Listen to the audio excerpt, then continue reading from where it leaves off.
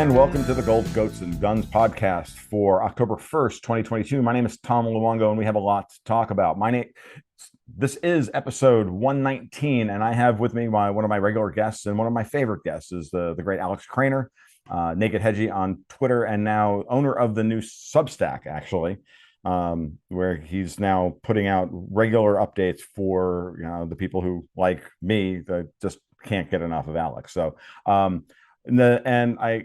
Alex and I were chatting yesterday on Twitter in DM, and we both realized that we had very similar thoughts on what's going on with Nordstream 2, the bombing of Nordstream 1 and 2. And I'm like, well, it's time you and I need to sit down and we have a chat. So, Alex, good morning. Well, good afternoon for you. And how are you? Hi, Tom. I'm doing great, and good to be with you again. So, when an event like the bombing of major international pipelines occurs, everybody wants to rush to conclusions as to what they think is who caused it, who did it, whatever, right? We can go back to MH17. We can go back to the shoot down of the Russian IL-20 Elant plane in Syria. We can go back to, so many things. And over the last couple of years, since the beginnings of the COVID lockdowns, there have been a pattern of infrastructure bombings all across the West. And certainly it's happening here in the United States. Food processing plants catching on fire. We had a refinery in Ohio, the largest refinery in the United States, blow up the other day. And, we can all argue that it's potentially a downstream effect of no maintenance and broken supply chains for basic things like screws and flanges and sealing gaskets and all the basic stuff that these massive industrial and dangerous industrial facilities require in order to maintain. And we don't think about it on a daily basis, right? Now, here in Florida, we're dealing with the after effects of Hurricane Ian, and Southwest Florida has been leveled. And all the line workers that are lined up that were staged, just north of me in Lake City before the storm hit. No one thinks about those guys unless a storm happens, unless a crisis occurs. I tweeted out the other day in response to somebody else about here are the true heroes of the day, and I'm like, no, they're heroes every day because they keep electricity generation out of the headlines. So that's one avenue on this thing with Nord Stream 2, but. Yeah, I don't believe that at all for this particular incident. I think you're in agreement with me. So what I want to do today is go through motive, means, opportunity, and break down some of the nuance, because I think this is a subject that I don't think we're going to come to any conclusions that are definitive, but like everything else, I think we need at this point to present narratives that are not the dominant ones that are being spoon-fed to us. So with that, Alex, what do you think happened in as I put it in a blog post, the curious case of Nord Streams 1 and 2? Well, first of all, I'll agree with you that we cannot come to definitive conclusions because this is something that can only happen after thorough investigations. And as you know, even investigations ultimately go into the courts where such things are decided by judges or juries who also can't, rule out that there might be a different possibility. So obviously we have to talk about things. We have to talk about means, motives, opportunities, facts that on balance of evidence point to likely culprits. We're not going to get definitively the culprit. But, to my mind, for my money, the top of the list to investigate for me would be Great Britain and Poland, that is their ruling establishments, that is deep state networks within the ruling establishments of those two nations. And I think that if the United States played a role, it only played a role in terms of providing intelligence support and technical support. I think that they helped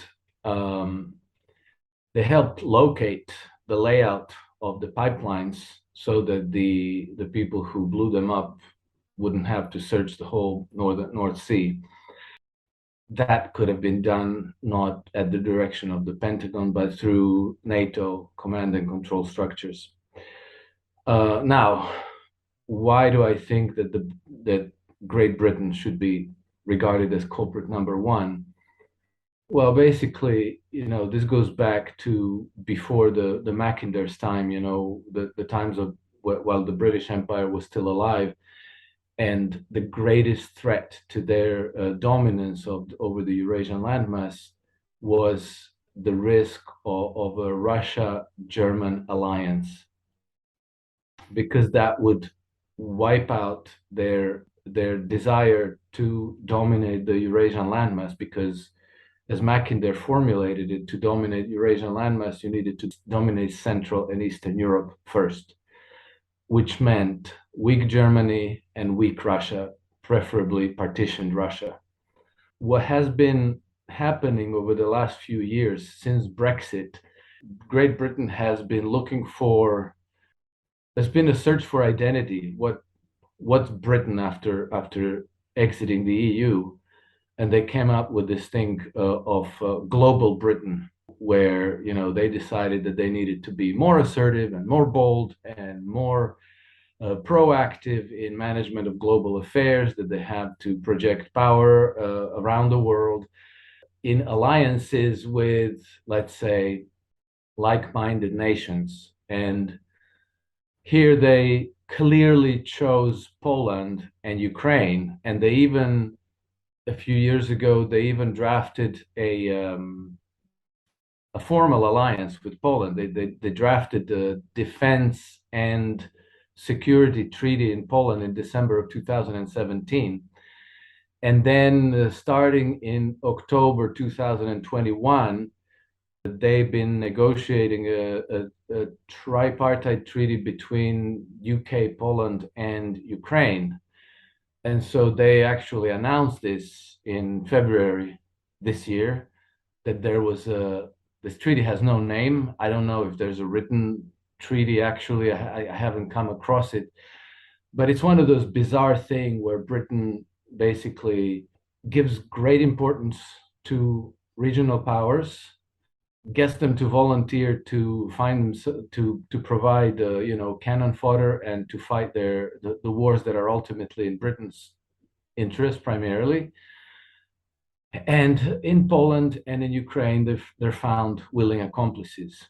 And so, again, these three nations are all overtly hostile to Russia, but they are also covertly hostile to Germany. Okay, so the cord that brings Russian energy to German industry, the severing of that cord probably was the brainchild of the British ruling establishment with the willing accomplices in Polish deep state.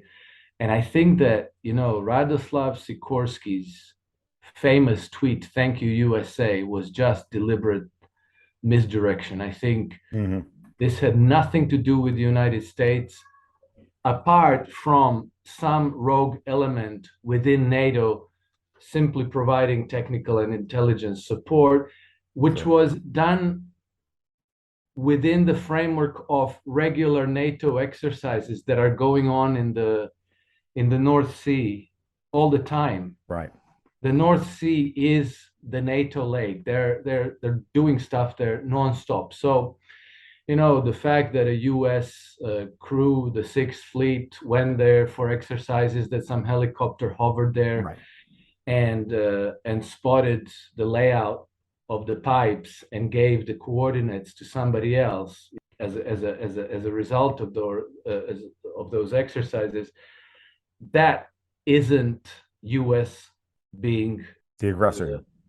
The aggressor. Yeah, this was the first thing that popped into my head, and I've been talking about this in terms for a long time, and a lot of people cannot wrap their heads around it. The United States is not a monolith at this point. But the United States itself has at least three factions vying for control over policy. And I'm going to take a rogue actor within NATO one step further. the neoconservatives, or the Straussians, as Barry Mason over at Voltaire Net would likes to call them, but the neoconservatives are Straussian and Hegelian ultimately in their thinking. They would rather burn down the world than lose.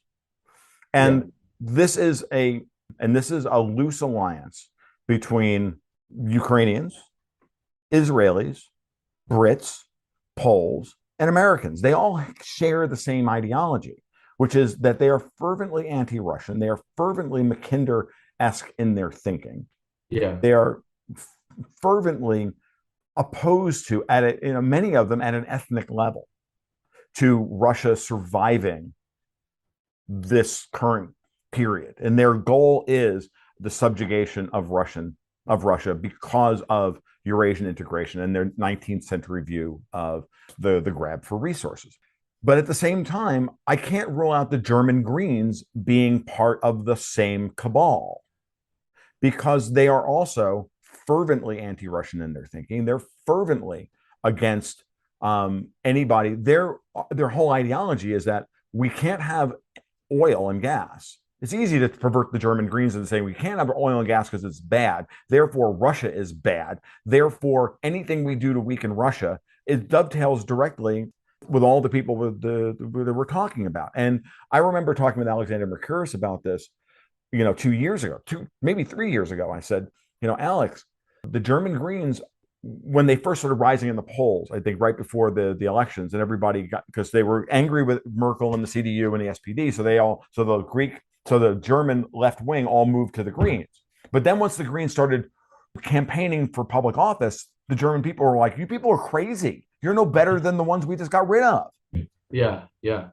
So when they got to look at the insane neoconservatism and internationalism of the German Greens, who have been first started out as like all the Green movement in the 1970s, started out as an anti-pollution movement, has now turned into an anti-energy movement, and whose whole ideology is and worldview and grand plan is predicated on doing away with energy density. Club of Rome. It started with Club of Rome and UNESCO, and it's morphed into the World Economic Forum, and it's morphed into the European Union, and it's taken over and infected the entire West. And to me, this seems like child's play, that you can get these neocons in British and Polish circles to get them to just, do something really dumb, because it's a thing that they wanted to do anyway for their own reasons. But it serves the larger purposes of other people. This was the point I was trying to make on Twitter the other day, and this is the point I made in the blog post, and taking that idea further. And I know that the minute you and I started talking about this, we both just came to the same conclusions. And the problem here is this idea that the United States is now the great Satan in the world, and getting people past their imprinting, and they're being triggered by this because they are rightly pissed off with the way the United States has acted around the world. We all are. You and I both are. We talk about this all the time. But you've got to get past that and see the bigger picture and see how people are being manipulated. I think that it's a great mistake to look at the United States as a monolith, as you just said, because it is not. It simply happens that these Straussian faction through Joe Biden's administration has their foot firmly on the levers of control. Mm-hmm. And so they've basically co-opted the American foreign policy, and they are cooperating with these insane ideas and agendas, mm-hmm. which are, like, not only is it anti-energy, it's anti-industry, and it's a great thing to deindustrialize Germany. Well, you maybe you reduce pollution a little bit, but do you want to devolve back into the Middle Ages? I mean, I still think that having cars and airplanes and central heating is pretty cool. I know. Do we want to go around on horse carts through muddy roads and freeze and burn coal and wood, which is not good for the environment? Or as they've done in Scotland, like raise 30,000 square miles of virgin forests Right. in order to put up these air turbines. Yes, these windmills that No, are I mean, that are like, net negative in yeah, every instance. yeah, exactly.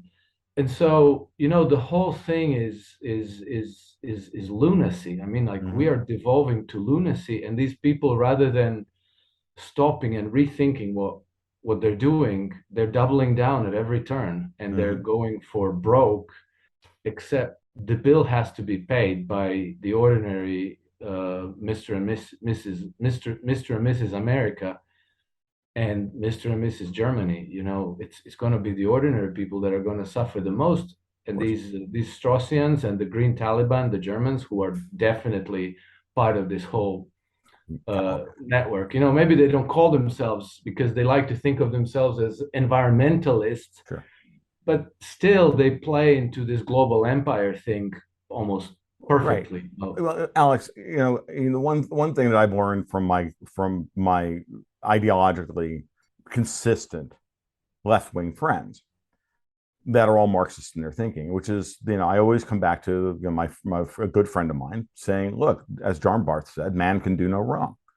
Like, we never see ourselves as the enemy. And what Barth was getting at in that was that a man never sees himself as a bad guy. The most compelling villains in all stories are the ones who don't think themselves the bad guy, but think themselves the savior of humanity, not the tyrannizer of humanity, right? Yeah, And so this is the hubris and the of messianic thinking, and you can clearly see it in men like George Soros, clearly see it in men like Klaus Schwab, clearly see it in people like Robert Habeck, clearly see it in Annalena Baerbock. But then you have the cynics who glom onto that. We have the Boris Johnsons, we have the Liz Trusses, we have the Paul Wolfowitzes and the Donald Rumsfelds, and then you have the bureaucrats, the ones who will never admit that they really do believe in all of this stuff because they're good feckless quislings like Joseph Borrell and Jens Stoltenberg and Angela Merkel and all the rest of them. They all share some version of this psychosis. yeah, And the question is, the factions break apart when it becomes obvious that that someone may have made a mistake, or that their plan, let's shock and awe the Russians into submission economically, isn't working. Now we've got Mitt Romney saying, hey, this isn't working. And he's trying to save his skin for the upcoming GOP. I'm like, I look at this and I'm like, how can people not see this? I know it's easy. I know maybe it's a problem. It's simply that you and I do this with the majority of our day, so it's very obvious to us, and we've spent so much of our lives, building this knowledge base and this framework. But you guys know that it's globalists, not nationalists, and nationalists can always be manipulated by globalists to doing stupid things that look smart in the short term, but are just devastating in the long term. yeah, correct. And I think that you can, like, I kind of, that tweet by Sikorsky, thank you Mm-hmm. America, thank you USA, that kind of jolted me into looking into him, Mm-hmm. and what a fascinating person. Right. What a fascinating background. So he is through and through a British loyalist. He was even a British citizen, okay? Wow, that I didn't know. He had to change to be able to get into Polish politics, but he actually had a British citizenship. He moved to Britain in 1980. Mm-hmm. I don't know how this happened. It's very fascinating to me, but somehow he found himself at the Oxford University, Just and somehow he got he got selected into the Bullingdon Club at Oxford, which is, it's a club of it's the most one of the most elite clubs in the UK. It's like where establishment boys join into, form their bonds and networks. mm. And who selected Sikorsky into the Bullingdon Club? Well, it was Boris Johnson. There you go, as one does. And And he's also married to Anne Applebaum, a he's member of the also Atlantic married to Council. Anne Applebaum. That's right. And so, like, you have these really interesting connections between him and the elite, and who also was in part of the Bullingdon Club while Sikorsky was there, was Nat Rothschild, okay, who is also good friends with Boris Johnson and their face Osborne and David Cameron, and so that whole clique Mm-hmm. somehow works together. Yep. And so I would look into that to explain the British-Polish Defense and Security Treaty of 2017 Right.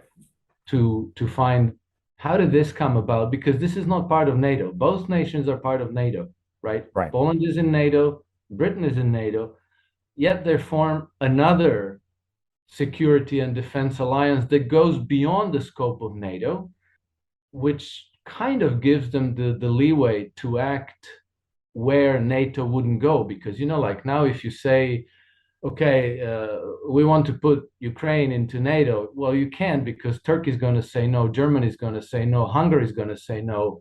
And so that's a no-go. That's like, won't happen. So, you know, to be able to work together beyond NATO's scopes of like quote unquote defensive alliance, they formed their own treaty.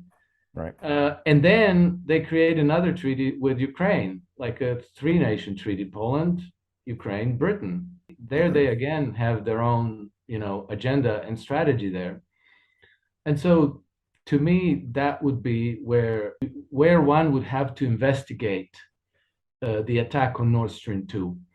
And I would also add that, you know, it was very interesting that Vladimir Putin came out and said that the culprits are the Anglo-Saxon. He didn't say the United States. Yes. He said the Anglo-Saxons, which Yes. means, And it's been widely reported that he blamed the Americans. yep, But which is not true. which is not true. There again, you have the big psyop Mm-hmm. creating a lot of noise that everybody's pointing their fingers at the United Sure. States, but that's not actually true.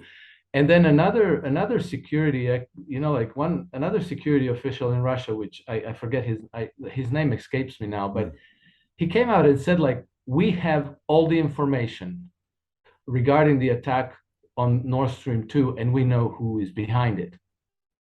And then Putin says it's the Anglo-Saxon. Right. He could have just as easily said it's the United States, you know? Right. But he didn't say that. Why? Because they know who did it, and it's not the United States. So one other thing I want to bring up about Sikorsky before we move on a little bit, which is the fact that, oh, by the way, who is he politically aligned with? Donald Tusk.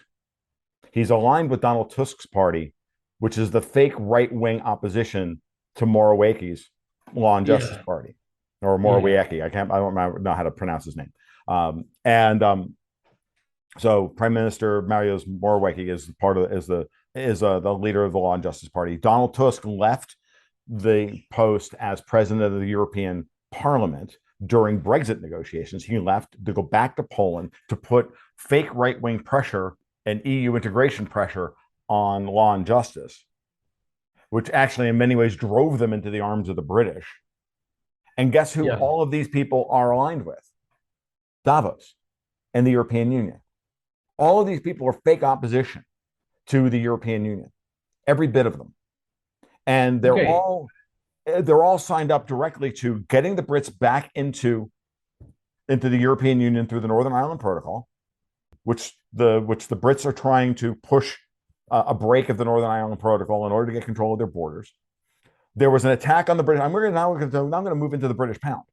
Like, this is sincere. Like, there's a lot going on here, and there's a lot of factions that are fighting even within the Brits, because the Brits aren't a monolith at this point. They're being torn apart at the seams because they don't have any friends left. Because with Joe Biden in the White House clearly aligned with Europe and doing Europe's bidding, which is to destroy the United States, frame it for aggression against Russia, use NATO, what's left of it, as through the Brits and the Poles, use that as a blunt instrument in Ukraine. You know, so you put all this together, and then you have Liz Truss, who's clearly not Brussels' first choice for prime minister. They wanted Rishi Sunak. Now, I'm not like saying Liz Truss is the savior of the freaking union or anything. on the island. But I am saying because she's just stupid enough to like take the job and then just just ambitious enough to do it badly, right? And green light all of this horrible stuff. Because look, notice how all this happened the week after the queen is gone. Yeah. Like That's right. the That's only, right. I mean, I know you hate, I know you more than me have a real hate on for the British crown. That's fine. That's fine. But like Elizabeth or don't like Elizabeth, she was a moderating influence on these freaking people. If you're going to do this stuff, don't bring disrespect to the crown while you're at it. And then the first thing these people do is trash what's left of the Brit, point all the fingers internationally to the Brits, changing the rules of the geopolitical game, which is you don't bomb civilian infrastructure in international waters. Yeah. Yeah, like it hasn't occurred to me that all of this has started going at warp speed since she was removed, well, or died, whatever, She died. I like mean, she I was don't know. 96 years old. She could have gotten, but Yeah, she she could may have have been died. dying for months, and then all of this stuff was just accelerated while she was failing, Alex. So I think the best way Yeah, to look yeah, at it. yeah. But before we shift to pound, I just wanted to say one thing because it seems to me, and I might be out of my depth here because I don't, like I haven't followed Polish politics very closely, but it seems to me that the alliance of Sikorsky and Tusk is just Sikorsky being optimistic on his side because he wants to eliminate Mateusz Morawiecki to become the next prime minister. And I think that's like because Tusk's role is not clear to me. It seems to me that Tusk is closer to Germany and not so close to London. And I think that this is just a very short-lived, temporary, opportunistic alliance. But I could be wrong because, again, like unfortunately, I haven't followed Polish politics very closely because I didn't realize the extent to which Poland is becoming assertive and aggressive and is, like it seems to me that they want to be the preeminent regional power, and Oh yeah, but that's lo very and clear. behold, the Russia Germany pipeline crashes, and on the very same day they inaugurate the Norway Poland gas pipeline. Mm-hmm. How interested is that? Yeah. Interesting is that? That's amazing. It's hard to ignore it, but at the same time, like sometimes, like it's easy to it's easy for them to do this stuff and create. I mean, they can create coincidences in order to send us down rabbit holes. Like all of these things are psyops, right? Yeah. And when you really do the parse on this stuff, I talk with my partner and friend Dexter White about this all the time, and he checks different sources than I do. I was telling my patrons the other day that I keep to the mostly normie stuff and Right. use that as a in terms of alternative news. Like I stick with TASS and Zero Hedge and a variety of others, and I tried not to go too deeply into the weeds. Whereas he digs into and understands the culture within Pole on 4chan, right? And so Okay. he's always ahead. So he's always 2 or 3 days ahead of the news cycle Right. because he knows how to read the between the lines on Pole. And I think it's fascinating that it's not always correct. But what I can tell you is this: is that the amount of weird psyop level chatter on Pole has exploded over the last 6 months, and it's coming from different sources, and we're not, and it's all intelligence agency level stuff, right? Okay. And so thankfully the autistes on Pole are for the most part, inoculated against this or vaccinated against this, as the case may be.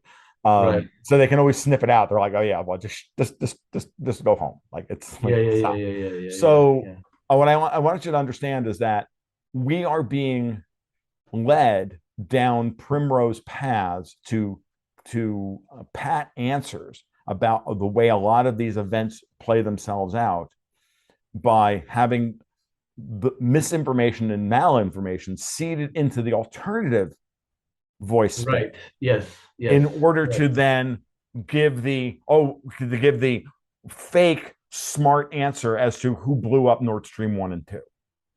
Okay, this is the level of psyop that we're dealing with, the level of propaganda we're dealing with now, which is why I opened this with while I firmly have my own beliefs. We're living in an age where the propaganda is so thick that the intelligence services are using the really deep alternative information space to pat smart but wrong and simple but wrong answers. Like everybody, it's like Yeah, yeah, yeah, yeah, it's the yeah, Mencken quote. Everybody's got a theory that is both logical, smart, and logical, and stupid, right? yeah, And yeah, that's I think we have to make sure that we bracket for this. And when I watch other major commentators in the space fall for this stuff, and I'm speaking specifically of people like Pepe Escobar and Bernard at Moon of Alabama, and even and others. Like I look at this and I say, how can you be so unsophisticated at this moment in time? This is when we need you to up your game and be sophisticated yeah, because you've yeah, got years in the game. And what happens is, of course, they just betray their ideological blindness because they want to believe that the United States is the core of all evil. And I'm running into this again with Americans who are American expats who are so angry with their country that they can't see anything else. And yeah, I'm telling you, yeah, if we do that, if we fall down that path, we're going right. We're going to head right into the yeah, kinetic war that the Brits and the yeah. Poles are I, absolutely trying, and Davos are trying to get us to go into. I agree with you very much, and I think that one very good way to check against that is to try to match up what we're being fed now with historical patterns. Mm-hmm. Because, we've, over the last few decades, a lot of information about the way World War One came about the way World War Two came about, has been declassified. It came into the public domain. You had historians comb through it with a fine tooth comb, and we have excellent sources about how all that history played out. Mm-hmm. And I think that you have certain patterns that keep repeating themselves. And you always see the hand of the British Empire establishment always going to other countries like Czechoslovakia, Poland, France, Turkey, seeking to create these nebulous alliances, like the tripartite alliance between UK, Poland. I think it's not even written down except for some like broad principles.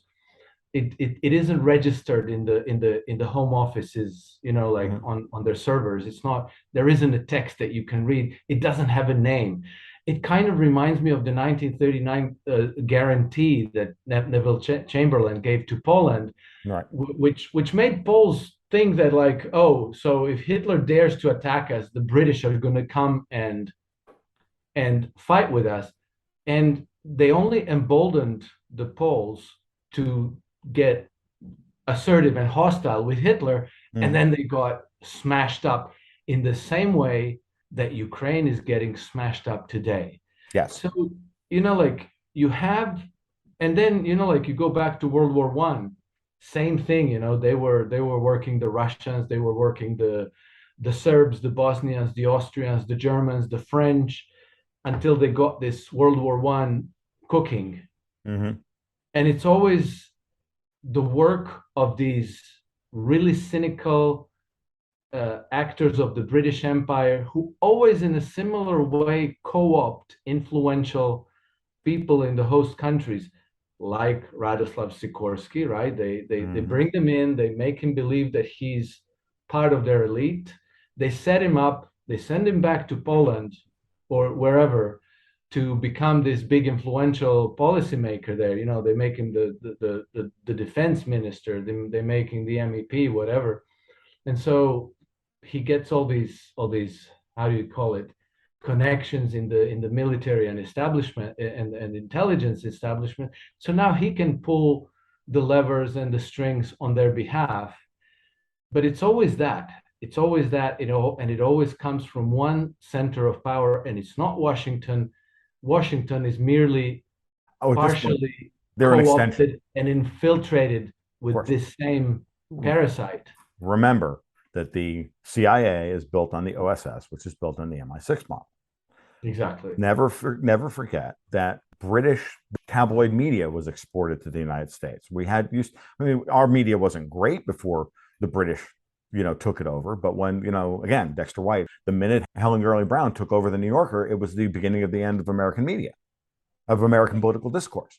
And you got to ask yourself where guys like Bill Buckley came from to destroy the American right. And, I can go on and on and on and on and on. Yeah. Even you can go even to the point where in the early part of the 20th century, they created American Historical or History Association. I don't know what the thing is called, American Historical Association. Right. They took these ambitious PhD candidates from around the country, and they sent them all off to London to kind of tell them how they will shape the Sure. curriculum of the American history, send them back with money to create this American Historical Association, which was, like if you wanted to be a historian or a history professor, that's where you had to publish. That's the only people Right. who were able to fund your research and your grants and whatever you Right. have. And so that's how like they, for example, completely whitewashed the actual alliance that existed between Russia and the United States through most of the 19th century. Most Yes. Americans have no freaking clue No, that they that have ever no idea existed. that No idea. Lincoln doesn't win the Civil War against the South without the Russians. Without the Period. support Period. from It doesn't Alexander happen the Second. Yeah, exactly. without the support of the Russians. It doesn't happen because the Yeah, yeah. British were and the Brit and this is making me rethink my arguments about literally about what the British were trying to do with the Civil War here in the United States because it's the same historical pattern. They are, and it's not just the British because I think it's bigger than just the British. I think that it's also a lot of old colonial European money as well. You can't deny the old Belgian and Dutch and Spanish and some Italian, Northern Italian, and other money that is part of this, Austrian, German. Like there's those you can't deny any of this. No, Like, no, I agree with you, and I'm glad you made that point because we keep talking about the Brits, but actually we should be talking about the British Empire, which is not necessarily a British thing either, any more than exactly. the so-called American Empire is an American thing. It's simply a network of vested interests that Right.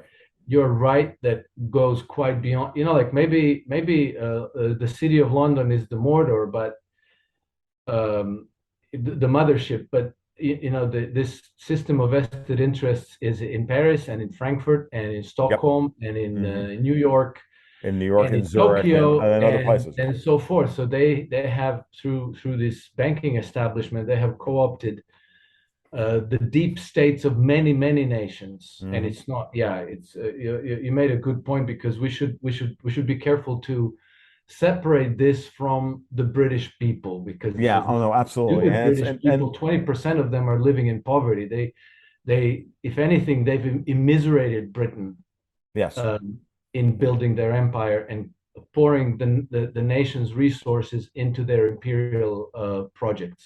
Yeah. The way I look at it now, Alex, is that it's not that the West isn't unified in their hatred of Russia, their foreign policy goal, and China, and their foreign policy goals and everything else. That's not the question between the British-centered neoconservatives and the Davos-centered communists. I don't think they're the same group. Okay, I think one is a bunch of Trotskyites in their thinking, but they're actually, and as far as their economic policy is concerned, they don't even care.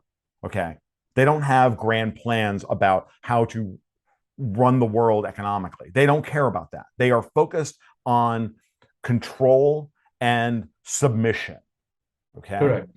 Yeah. Whereas the Davos angle on this, the Klaus Schwabs, the George Soroses, and the others have this new vision of we can use that infrastructure that's been there for hundreds of years to then overlay this new form of global control. And in many ways they have common purpose. But now the question is, there are two centers of power, one at Davos, one at City of London and or Langley or Quantico or whoever, wherever the American cell is most concentrated. And I do not believe that it's actually on Wall Street anymore.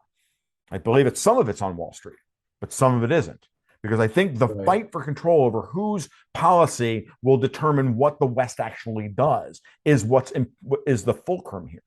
That it's the Yeah. neocons who were being used as useful idiots to go blow up the Russians are now seeing the opportunity to take control of and get control over NATO and all these other structures again, which have been co-opted by Davos for other Yeah. purposes. And now they're fighting amongst themselves. And the Brits are caught in the middle because with Biden aligned with Europe in the White House, Britain has no friends. They have no friends in the global south because they've tyrannized them for hundreds of years. They've got no friends on the continent because they want them brought low.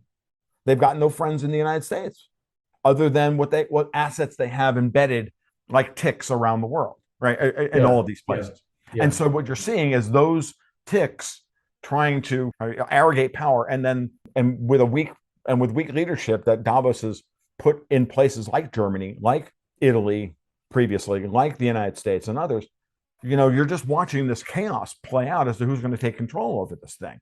And meanwhile, the Russians are looking at this going, okay, I no, you don't want any gas? That's fine. We'll go build a pipeline from Siberia down to India. We'll open up the North-South transport corridor. We'll Yeah. invest Yeah. $20 Yeah. billion Yeah. in Iran. Exactly. We'll do what we need to Exactly. do. Yeah, exactly, exactly. Russia is doesn't care about this as much as Germany does. If No. this was absolutely a terrorist attack against Germany, German people and German industries, which is extremely dangerous. Mm-hmm.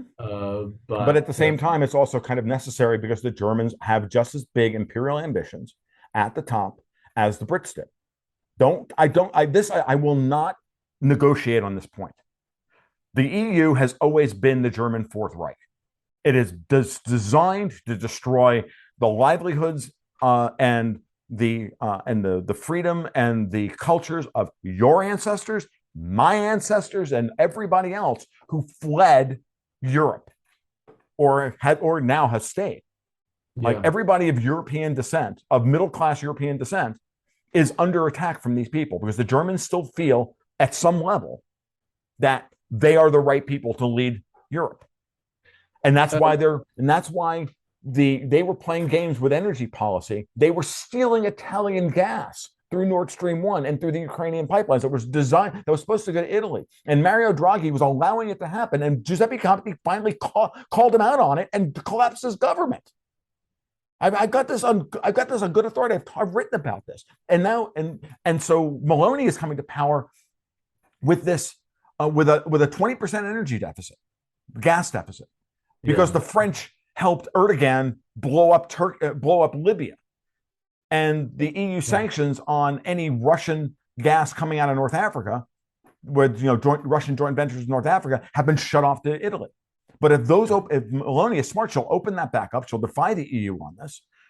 The Russians will put Erdogan in his place in Libya, calm that down, open up the taps, and then Italy becomes the gas tap back into the European Union Yeah. and bypassing Germany. Nord Stream 2 was always a geopolitical tool for Germany to control everyone.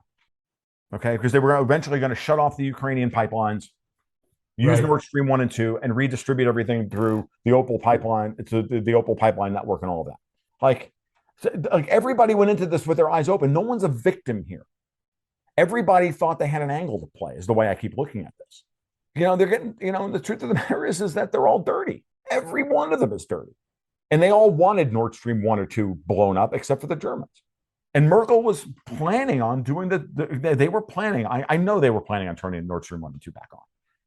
Yeah, yeah, yeah. Well, actually, yes, I know that there were already secret talks between Germans and Russians to do that exactly, and that's Yeah. why the Scholz has refused to provide German heavy weaponry to the Ukrainians. Makes sense. Yeah, so yeah, that's what got blown up. But I have to say, Tom, I get what you're saying regarding Germany, but I think that Germany without the euro is not nearly as powerful as it is with the euro. Oh, I agree. And I think that Germany has France to the west, it has Poland to the east. You could let Germany be an economic power and still hold it in check without, extrapolating the risk that Germany will turn into another Fourth Reich. Because I think that even the German people themselves are wary of ending up as perpetrators of another world war. I'm not, again, this is not a commentary on the German people. Yeah, yeah. Like, again, I mean, I think some of them are okay with this, but like, look, there's a bunch of Americans who are okay with the Americans bombing every brown person on the planet. Like, you Right. can always find those people. They're everywhere, and some Yeah. of them are even, are willfully elected by their constituencies to go to Washington to affect that exact policy. Everybody can point to some, disgusting faction within their own populace. Again, Yeah, yeah, no yeah. one is clean here. But the purpose of the European Union was to use the euro, the overly strong euro relative to the rest of Europe, and the weak euro relative to Germany, to run an internal mercantilist hollowing out policy, just like California has done to the dollar. It's the same system. Okay. Yeah. And that system has reached its limit. And Germany Yeah. has all of these bills now on their balance sheet, right? The Target 2 liabilities and all of this stuff. Correct. Yeah. And they've reached this limit on this. Now they have to get rid of these liabilities. Now they got to figure out a way to, default on them without pissing everybody off. Yeah. And that's where Schwab and Soros and the rest of them come in. That's where, the whole need to frame the United States and get them come in like Rambo without a jockstrap and start blowing up Russian assets and trying to get us into a war which the Brits want as well, because their system is going to collapse. Because again, let's talk about what happened with the pound, right? Yeah, let's talk about that. That's going to be fun. And before we get into it, I'm just going Sure. to toot my horn a second here because last year in October, I published an article and a video Right. titled The Fall of Global Britain, in which I predicted the crash of the British pound, the crash of the gilt, and actually I predicted that FTSE would rally, which Sure. I stand by all that, even though FTSE might initially crash. But since now they're committed to QE forever, unlimited printing of pounds, then they're on the same trajectory as Zimbabwe and Venezuela and Argentina and so on. Mm-hmm. And the outcome is predictable. Yes. Interest rates go through the roof, the government debts, the government treasuries collapse, the currency collapses, and the stock market goes vertical. Yes. And everybody gets wiped all the same because Yes. the inflation overtakes the stock market gains. Mm-hmm. Yep. No, well, one, excellent call. And I didn't make that same call. I've been so focused on creating the same thesis for the whole of the European Union through the euro that I didn't. But That yeah, I, but that's right. going to happen too. That's Oh, of going to course it happen is. too. That's No, coming. no. Yeah. And And Japan, you can put them all in the same basket. I think Japan so. and Europe I and have the some. UK. I have some patrons who don't agree about Japan because of internal structural issues, but I'm mostly convinced of the Japan argument as well. But what I'll say is the following: because, by the way, Japan refuses to cut off their energy relationship with the Russians, even Right. though the Americans have been absolutely crushing them to stop. And I said in an issue of the newsletter a couple of months ago, when we first started talking about the idea of the EU cutting off all Russian oil, I said, well, the coffee and cake run in oil transit has been from St. Petersburg to Rotterdam and back. It's on 1.5 to 2 million barrels a day. And it's just these oil tankers going 3 or however many hundreds of miles, a couple hundred miles back and forth, 5 days, or they get loaded up in St. Petersburg and bring it into Rotterdam and then back again. And that's the major port and the major refining hub for, honestly, the European Union, right? Yeah. Yeah. That was the coffee and cake run. Like, it was cheap, it was effective, it was predictable as the day is long. Lloyd's makes tons of money insuring those boats. Great.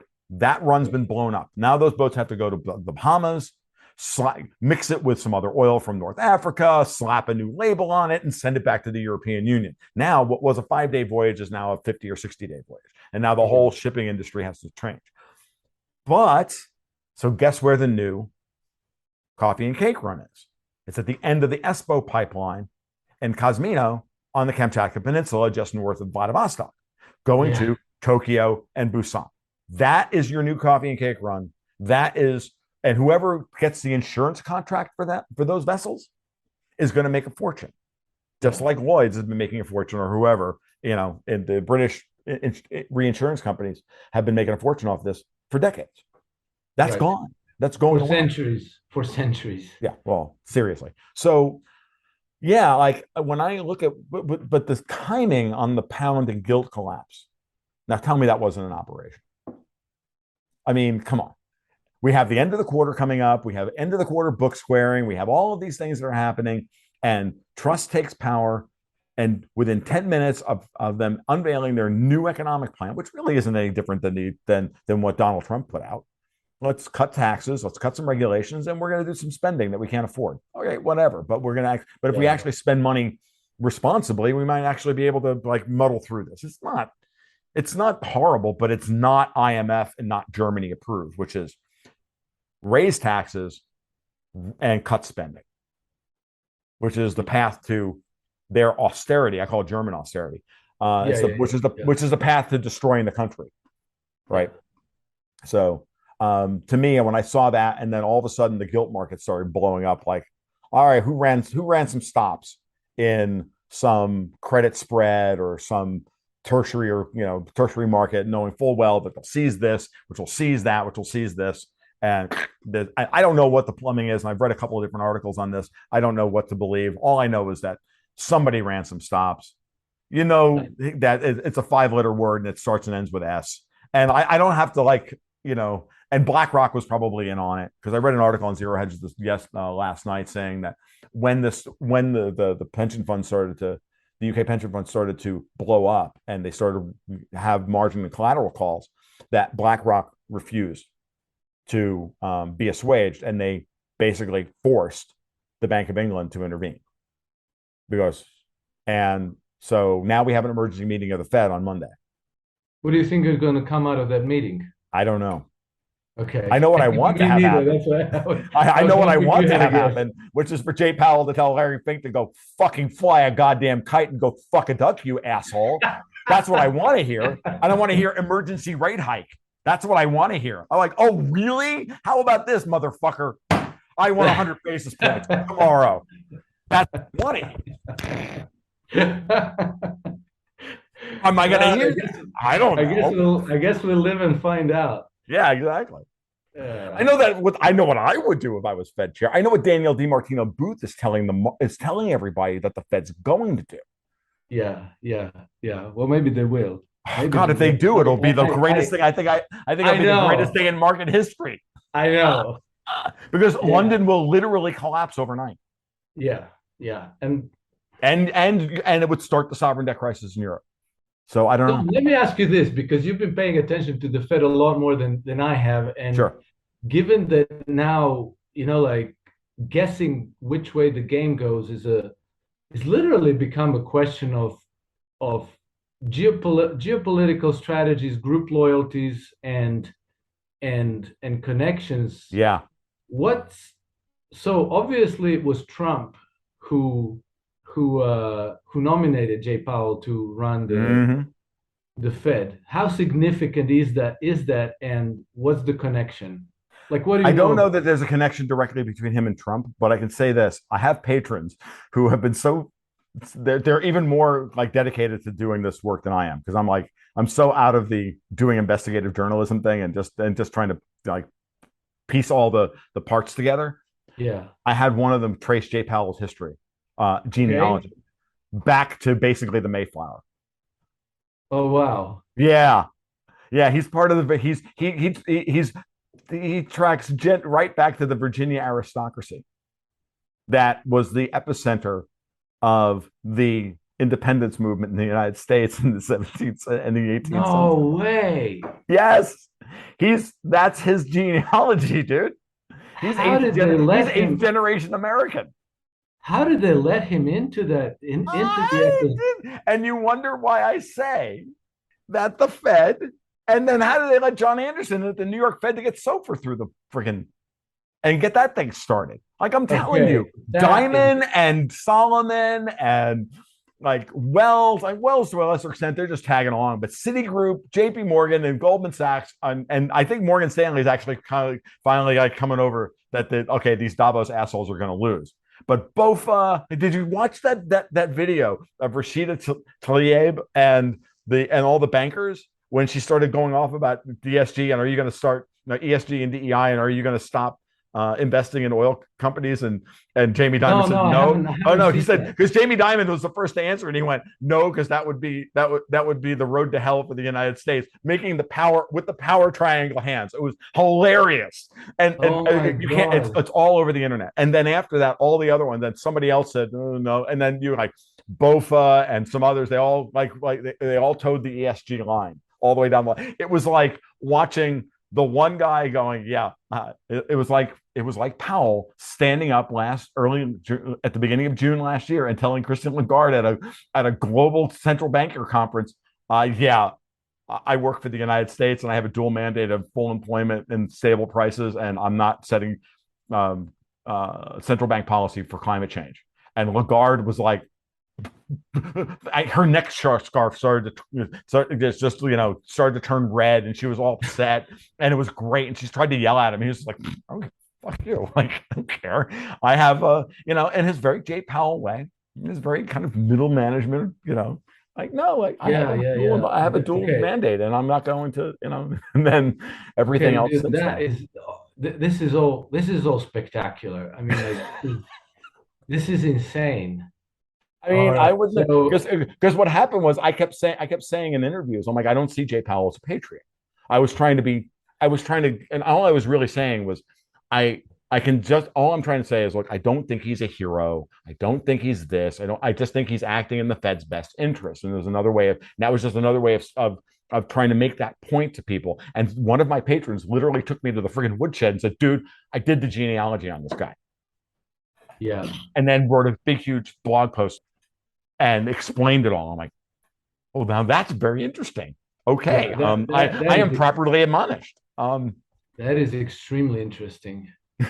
That is extremely interesting. Okay, so I'm glad I asked you the question because I'm glad I had an I was answer, dude. I was very curious. Yeah, because like I don't even care how like I don't even care about his relationship to Donald Trump, but I was very curious about his position in this whole drama. His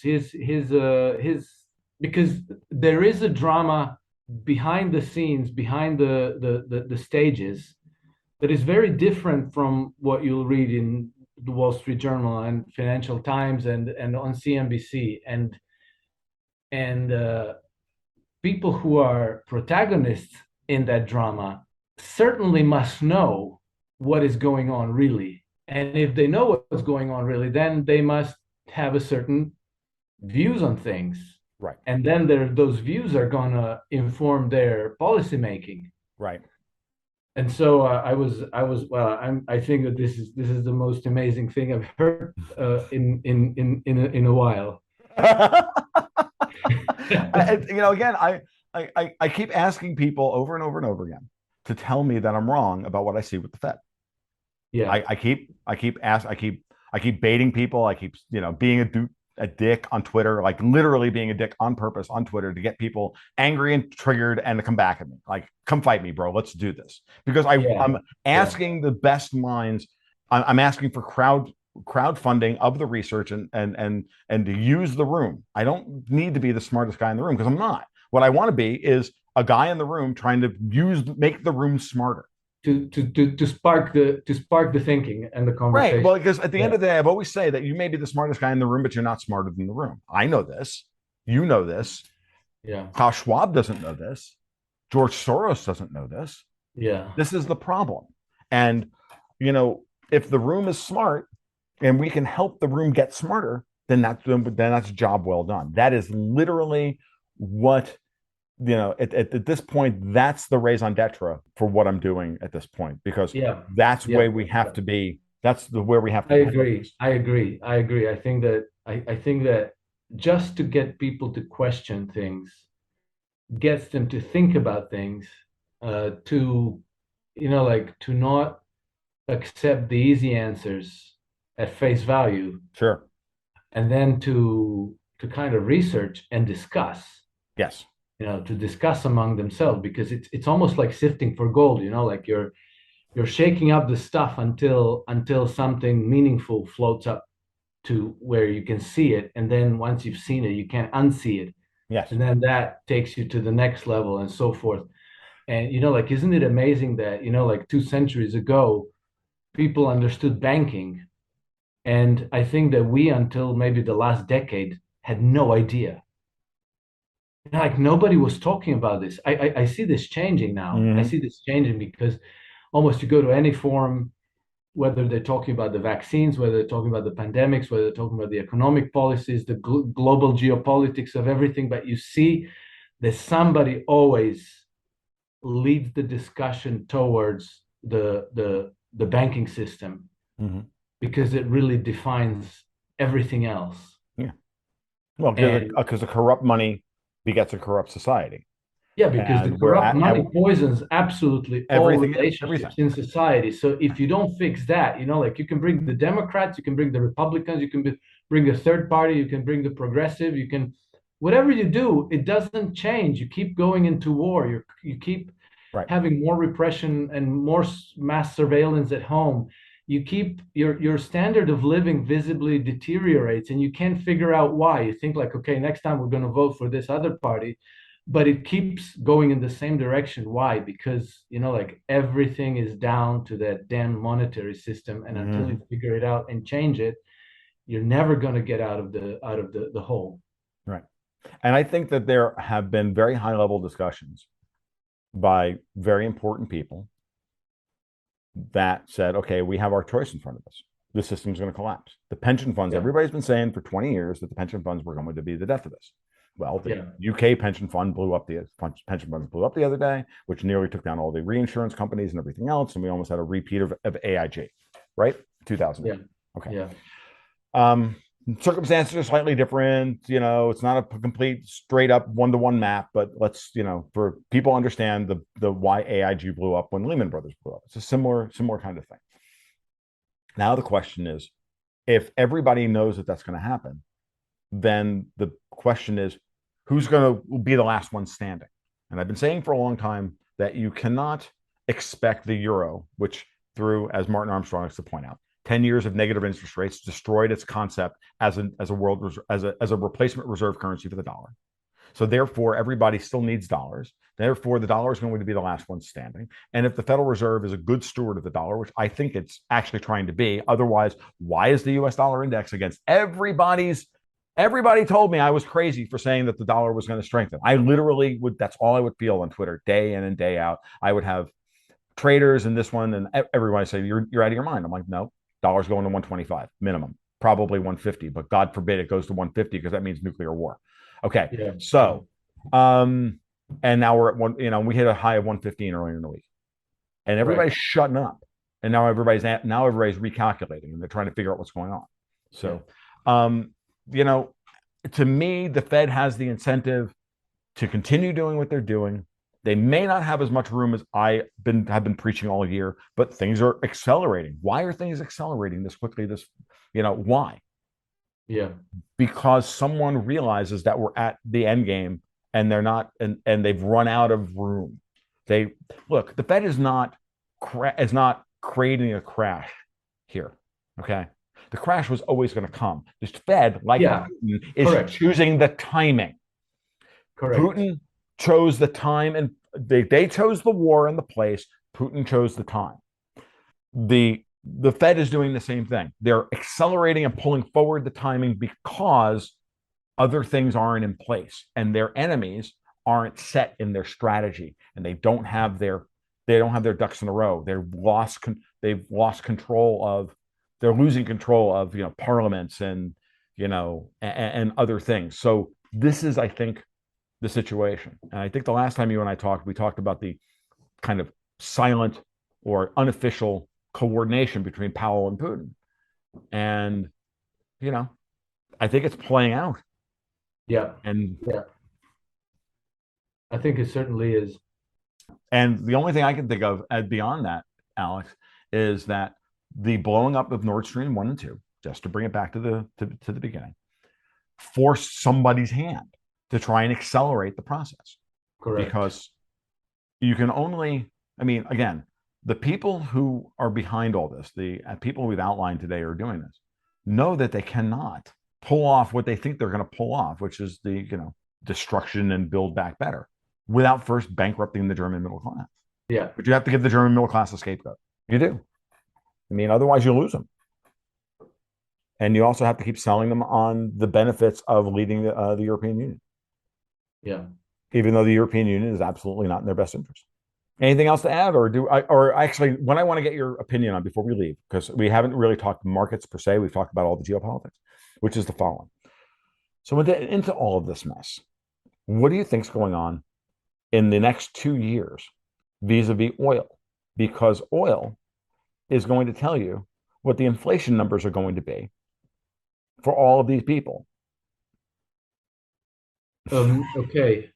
Yeah, it's a very important question though, because energy is everything. Energy is at the foundation of Mm-hmm. our civilization, actually.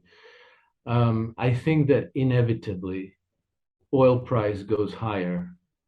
Now, it's one thing to make a long-term prediction. It's quite a different thing to predict the trajectory because, we've seen even as recently as 2 years ago, a little bit more than 2 years ago, we saw oil crash by 70, 80%.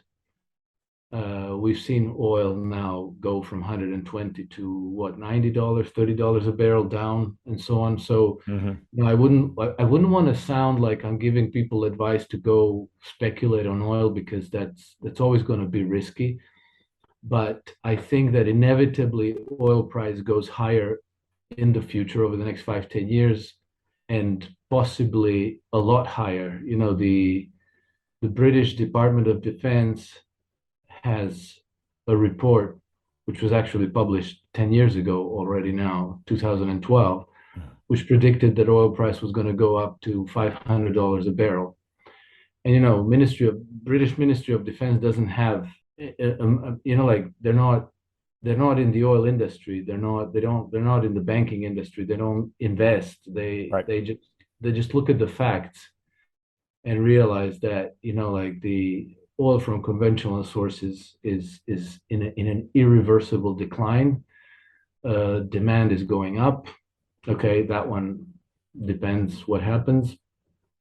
But I think that like the thing that I think is the most relevant metric to digest in this is the energy return on invested energy, like OEI.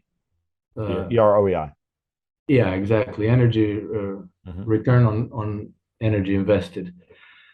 And so, like when we started drilling oil, you'd get 100 barrels of oil equivalent for a 1 barrel invested because Mm-hmm. the stuff just came out of the ground by itself. By the 1990s, we were at about 40.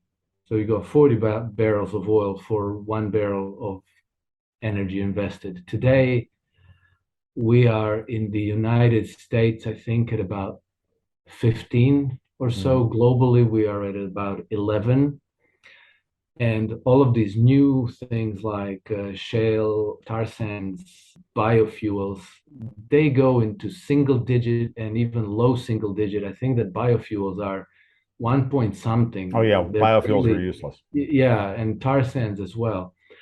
And so what that tells you is that the production of oil has become a lot more expensive to the society in real terms, in terms of real resources you have to expend to extract that energy. So the fact that it remains relatively cheap in monetary terms is an anomaly that's going to correct. And so if it's more expensive in real terms, sooner or later it's going to have to become more expensive in nominal terms. Alex, having worked in tangentially to the oil industry, and I've heard these arguments for years, and I'm not a huge fan of EROEI as a as a metric because I think of it the same way that I think of GDP as a kind of gross national spending. It's the thing we can measure, we Yeah. think we can measure, but can we really measure it because we're doing it in terms of corrupted prices? I look at it this way and I say, look, go back to the oil shock of the 1970s. Pick a time in there. Look at Right. the price of oil in inflation adjusted terms, and we have a 13% rise. Right. Like it's not it what it means is that if we're having these problems getting oil out of the ground, it's because it's uneconomic to pull these prices, these things out of the ground. But there's still plenty of oil out there at these prices. I think we get sucked into these arguments because of volatility and because of honestly, I just think there's a lot of oil in the ground that's just hasn't been that we know is there. And again, detection technology gets better.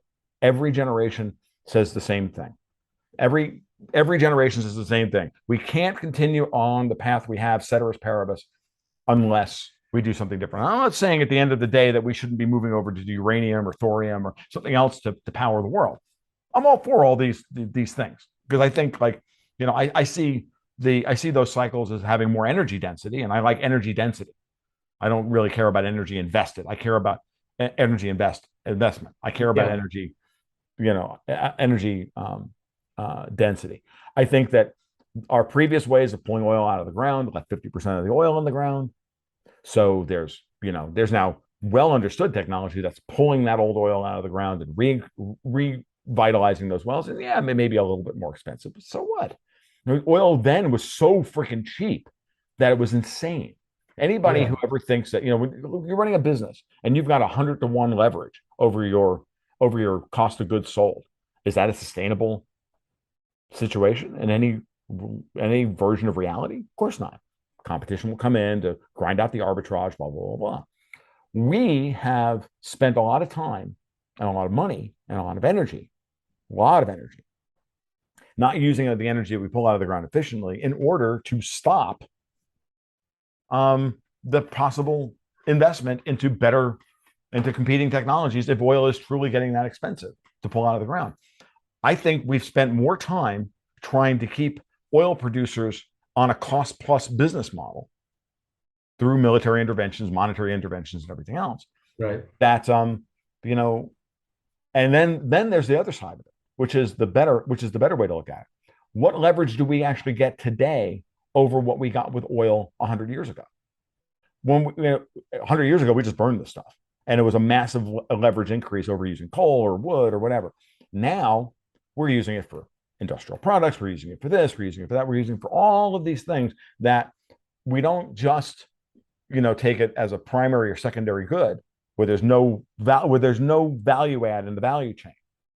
We're now using it at the higher end of the value chain where there's a lot more Yeah. profit, and all the profit is being sucked up by this end of the value chain. And the producers are, as always, like all commodity producers, stuck on a cost plus free business model.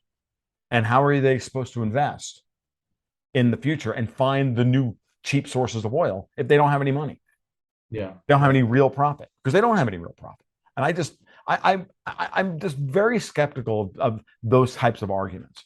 I'm not saying that there's not some validity to them, but I'll be honest with you. I just think there's so much freaking oil and gas out there that the world would be shocked if we ever found out about Gas, I agree. Gas, I agree. it. Oil, I'm not sure Okay, because fair. I think there hasn't, like I looked into this a few years ago, and there's been many, many years without any significant new finds. Mhm. It's the part of the reason why the British Ministry of Defense concluded that oil was going to $500 a barrel because they're, like for all the trying, they just can't find any oil. And But but there's so much gas okay, that, like, oh my God. the reason why I'm not pessimistic about all these things is because I think that if you leave this to the markets, you get more expensive oil. But what do?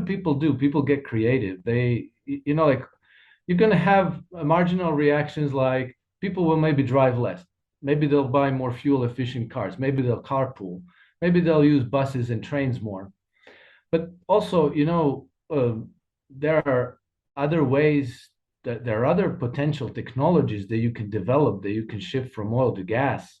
Mhm. And I don't know, like just yesterday, I read the news about the Russian BN 800 nuclear power plants. Mhm. This is something I heard for the first time in a conference in Germany 4 years ago, where this German nuclear scientist was explaining what an incredibly revolutionary thing this was. But obviously, it was still kind of in development. And then just yesterday, I saw the news that they ran the test of like keeping it on 85% power for I don't know how long, like Is this 100 their hours. thorium molten salt reactor? Yeah, exactly, Okay. exactly. Yeah. And that is a potentially Of revolutionary course thing. it But is. then I also know that the GE it also is working on similar thing, and that there are And so are the technologies. Chinese, by the way, Alex. So the The Chinese, and Chinese have a then 2 megawatt. The Chinese have a 2 megawatt pilot plant running. The Russians I think the Russian one is a 4 megawatt. yeah, Yeah, and so you're gonna be able to maybe in the future miniaturize these things, for to sure. the point where maybe every neighborhood is going to be able to have a small, clean, safe Yeah, nuclear electricity generator. this is what we should have. But guess what? I've been banging on this point for years. These people don't Yeah. want that. They firmly believe that we as humans shouldn't have access to good, cheap energy. They've been working their asses off to make oil as expensive as possible for as long as possible because they don't want us to have cheap energy. They Yeah, think that yeah, that because will encourage the human virus to destroy the planet. This is Julian yeah, Huxley UNESCO shit. yeah, This is, yeah. That's and it's that's right exactly right. desperately right there in your face every day. They don't want Yeah, us to have this stuff. They don't want us to have nice things. They want to yeah, have control and they want to farm us like cattle. yep, exactly, exactly. And that's why the only way we get this stuff while they have control is through networks that they can switch on and off. Yes. You know, And then they control the toll booth of how much to suck the profit up to them while we get nothing. yeah, Because you exactly, don't want the capital base. exactly. Which So is you don't which want is the which help is getting rich. Because if the help which is get how you rich, get then the these. help overthrow the aristocracy. It's not tough. Yeah, which is how you get these absurd situations of like a multi-generational business suddenly gets totaled because their gas just went up like 6, 7, 8 times, Yep. their gas bill. And so their whole production is simply no longer feasible. Yep. And they have to shut down. And they ran it for like 4 or 5 generations in the Yep. family. No. And it's like Um, all over Germany, all over Italy. It it's happening everywhere. yeah. No. And But, here's so here's obviously we have to change the society's operating system because, like if somebody for whatever deranged reasons has the power to destroy entire industries and entire nations, then we didn't set it up right. We have to change the operating system. I agreed completely. And the last point about this is that with this blowing up of the Nord Stream pipelines, this is why I have a hard time believing the Brits actually did it. And if they did do it, it was rogue elements within the British Empire. Right? And I'm going to lay this one on, which is the fact that what are the most stable investments in the world? The ones with the longest time horizon for recurring income streams, correct? Who Yeah, relies on those recurring long-term income streams? Pension funds, right? What is more profitable in a long-term recurring revenue stream than a gas pipeline that's going to be under the sea for the next 50 years, blah, blah, blah, blah. International law, and it's been an unwritten rule that we don't blow up civilian infrastructure in international waters, yada, yada, yada. yeah, Who's been making money hand over fist in the reinsurance company and in the reinsurance business of these, and who's been selling the leveraged investment funds over these types of things to pension funds who are desperate for 8% yield in a world of 0% return on government debt? right, right. City of London. And Yeah, their business has been destroyed now with the EU's ban on Russian oil because now their insurance business is dead, insuring oil tankers because they're not allowed to do that. And now there was an attack on the British pension system, which was likely, and across all of these European banks, their pension system. And again, now we can blame this event falsely on the insolvency of all European state defined benefit pension systems, which were going to default anyway. And now we have a goddamn scapegoat for it. And we can blame the fucking Americans for it. Do you see the PSYOP, people? We are getting the exact behavior they want, the setup they want, so that they can do the thing they actually want to do, which is crash and destroy and bankrupt the middle class, and then offer them the savior of, don't worry about your debt, just sign up for 1984 and everything will be fine. Yeah. Absolutely agreed that this is rogue elements, but it was always the rogue elements. World War I, yes, World War II.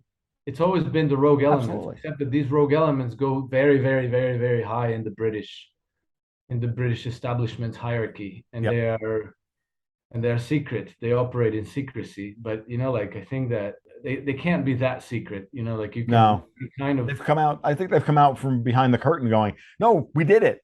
Yeah, no, we did it." Yeah. And we're smiling about it, and we're crowing about it because now we got you because they think they have us by the short and curlies, but they don't. Yeah. Alex, this has been a blast as always. I so love talking with you. Likewise. Because I can push the craziest shit out at you, and you go, "Wow, I never thought of that." And I'm like, it's great. Everybody else gives me shit, and you just like riff off of it and go one step further. I think the last time we talked, and I said I brought up the idea of SOFR versus LIBOR, and your next words out of your mouth were something like, "The pound is fucked," and I was like, I hadn't even thought of that. It was hilarious, and to me, I'm like, still that moment is like burned into my brain. I'm like, oh, I love talking to Alex. He's so great. So, sir, this has been an absolute blast as always. Awesome.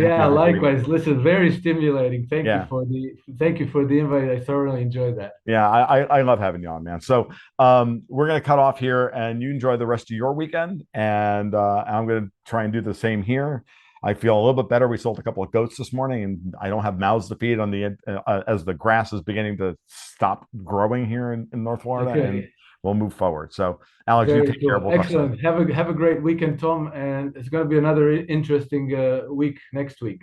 All right. Be well. We'll talk. Take care. Yeah. Bye. Bye. Well, that'll about wrap it up for episode 119 of the Gold, Goats, and Guns podcast. I really want to thank Alex Krainer for being a good sport today and doing this with me. Alex is one of my absolute favorite people and commentators in the market. He has just started a new Substack over at alexkrainer.substack.com. Please go check it out. There'll be a link in the show notes. As always, you can follow my work over at my blog at tommolongo.me. You can follow myself on Twitter at TFL1728 and Alex at NakedHedgie. And we'll be back soon with something hopefully is stimulating, possibly less vulgar, but we'll find out. We'll play it by ear. You guys be well. You take care. We'll talk soon. Keep your stick on the ice.